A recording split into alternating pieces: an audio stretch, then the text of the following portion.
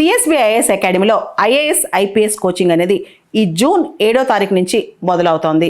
ఎవరైనా సరే అడ్మిషన్ కోసం ఈ ఫోన్ నెంబర్ని కాంటాక్ట్ చేయొచ్చు. ఈరోజు జూన్ 5 వరల్డ్ ఎన్విరాన్మెంటల్ డే. ప్రతి సంవత్సరం జూన్ 5వ తారీఖున ప్రపంచ పర్యావరణ దినోత్సవంగా జరుపుకుంటాం. అసలు జూన్ 5వ తారీఖే వరల్డ్ ఎన్విరాన్మెంటల్ డేగా ఎందుకు జరుపుకుంటాం? 1972లో మొట్టమొదటి, అంటే చాలా సంవత్సరాలు వేచి చూసిన తర్వాత ఒక మొట్టమొదటి సమ్మిట్ జరిగిందనమాట స్టాక్హోమ్లో ఎన్విరాన్మెంట్ సంబంధించి. అది జూన్ 5వ తారీఖున స్టార్ట్ అయింది. ఆ సిగ్నిఫికెన్స్తో, అంటే ఆ డేని గుర్తుపెట్టుకుంటూ ఇంకా ప్రతి సంవత్సరం కూడా జూన్ 5వ తారీఖున ఎన్విరాన్మెంటల్ డేగా జరుపుకోవాలని నిర్ణయించారనమాట. అక్కడి నుంచి కూడా ప్రపంచవ్యాప్తంగా పర్యావరణం గురించి చాలా ఎఫర్ట్స్ అయి పెడుతున్నారు. మనకు తెలిసి 1992లో ఎర్త్ సమ్మిట్ లేదా రియో సమ్మిట్ లేదా United nations conference on environment and development అని ఇంకొక పెద్ద సదస్సు చేశారు. ఆల్మోస్ట్ అప్పట్లో ప్రపంచంలో దాదాపు 180 దేశాలు 1992లో రియో డిజెనీరో బ్రెజిల్లో మీట్ అయ్యాయన్నమాట. ఆ తర్వాత మనకు తెలుసు UNFCCC United nations framework convention on climate change అని చెప్పి కాప్ సదస్సులు కూడా స్టార్ట్ అయ్యాయి 1994 నుంచి. ఓవరాల్గా ఈ రోజున జూన్ 5వ తారీఖున పర్యావరణం గురించి, పరిరక్షణ గురించి, ముఖ్యంగా పర్యావరణ పరిరక్షణ ఎందుకు ఇంపార్టెంట్ మన లైఫ్లో, biodiversity, anti climate change activities, అంటే వాతావరణ మార్పు ఇలా జరగకుండా మనం ఎలాంటి యాక్టివిటీస్ తీసుకురావాలి, వీటన్నిటికి సంబంధించి పూర్తి స్థాయి అవగాహనతో ఈ రోజున మనం అవేర్నెస్ జరుపుకుంటాం అనమాట. అయితే మనకు తెలుసు ప్లాస్టిక్ పొల్యూషన్ సంబంధించి భారతదేశం కూడా ప్రపంచంలో 1/5 ఆఫ్ ద ప్లాస్టిక్ గార్బేజ్ అనేది భారతదేశం నుంచే రిలీజ్ అవుతుంది అనమాట. కాబట్టి మన దేశం కూడా ప్లాస్టిక్ సంబంధించి చాలా కఠినమైన చర్యలే తీసుకుంటుంది. ముఖ్యంగా ప్లాస్టిక్ వేస్ట్ రూల్స్ 2021 మనం తీసుకొచ్చాం అనమాట.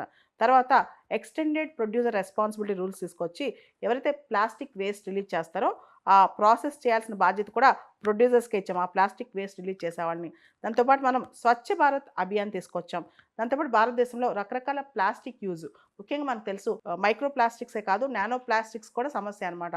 ముఖ్యంగా నానో పార్టికల్స్ మన ఫుడ్లో వెళ్ళి మన పొట్టలో కూడా చేరుతున్నాయి అనమాట ప్లాస్టిక్ పొల్యూషన్ వల్ల. కాబట్టి మనం దీనికి సంబంధించి బీట్ ప్లాస్టిక్ పొల్యూషన్ క్యాంపెయిన్ ఏదైతే యునైటెడ్ నేషన్స్ ఎన్విరాన్మెంటల్ ప్రోగ్రామ్ వాళ్ళు స్టార్ట్ చేశారో దాన్ని మనం కూడా ముందుకు లీడ్ చేస్తున్నాం అనమాట. ముఖ్యంగా ప్లాస్టిక్ పొల్యూషన్ సంబంధించి ఇండియా చాలా commitments, Basel, Rotterdam and Stockholm convention సంబంధించి ఇండియా అన్ని కన్వెన్షన్స్లో ముందుండి ప్లాస్టిక్ పొల్యూషన్ తగ్గించాలని చెప్పి ఇండియా కూడా ప్రయత్నాలు మొదలెట్టిందనమాట. దాంతోపాటు భారతదేశంలో సింగిల్ యూజ్ ప్లాస్టిక్స్ అనేవి కంప్లీట్గా బ్యాన్ చేసేసారు. ముఖ్యంగా ప్లాస్టిక్ క్యారీ బ్యాగ్స్ వాడట్లేదు. ఈవెన్ స్ట్రా, మనం కూల్ డ్రింక్స్లో వాటిలో వాడే స్ట్రాస్ కూడా ఆ ప్లాస్టిక్ ఆపేస్తున్నాం ఆల్మోస్ట్ అనమాట. అదేవిధంగా ప్లాస్టిక్ బ్యాగ్స్ కానీ ఇవన్నిటిలో కూడా చాలా వరకు నిషేధం వచ్చేస్తుంది అనమాట. కాబట్టి ఈ ప్లాస్టిక్స్ అనే దాని మీద ఎక్కువ ఫోకస్ పడుతున్నారు. దాంతోపాటు మనకు తెలిసి ఇండియా లైఫ్ అనే కాన్సెప్ట్ కూడా తీసుకొచ్చింది అనమాట. లైఫ్ అంటే లైఫ్ స్టైల్ ఫర్ ఎన్విరాన్మెంట్, ఈ కాన్సెప్ట్ కూడా భారతదేశం తీసుకొచ్చింది. అంతేకాదు భారతదేశంలో కొత్త కొత్త మెకానిజమ్స్ కూడా, అంటే ఎన్విరాన్మెంట్ ప్రొటెక్షన్ సంబంధించి ఎలక్ట్రిక్ వెహికల్ పాలసీస్లో కూడా మనం చాలా మార్పులు తీసుకొచ్చాం అనమాట. ఎలక్ట్రిక్ వెహికల్స్కి ప్రత్యేకంగా ఊతం ఇస్తున్నాం. ఎందుకంటే ముఖ్యంగా పొల్యూషన్ తగ్గించడానికి, ఎయిర్ పొల్యూషన్ తగ్గించడానికి మనం ఎలక్ట్రిక్ వెహికల్స్ కూడా ప్రమోట్ చేస్తున్నాం. ఇవన్నీ పక్కన పెడితే ఇండియా పంచామృత్ ప్రామిసెస్ అని చెప్పి ఎన్విరాన్మెంట్ సంబంధించి క్లైమేట్ చేంజ్ తగ్గించడానికి 5 ప్రామిసెస్ చేస్తుంది అనమాట. పంచామృత్ ప్రామిసెస్ అంటాం.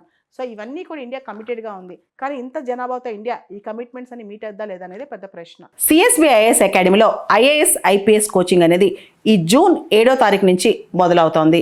ఎవరైనా సరే అడ్మిషన్ కోసం ఈ ఫోన్ నెంబర్ని కాంటాక్ట్ చేయొచ్చు.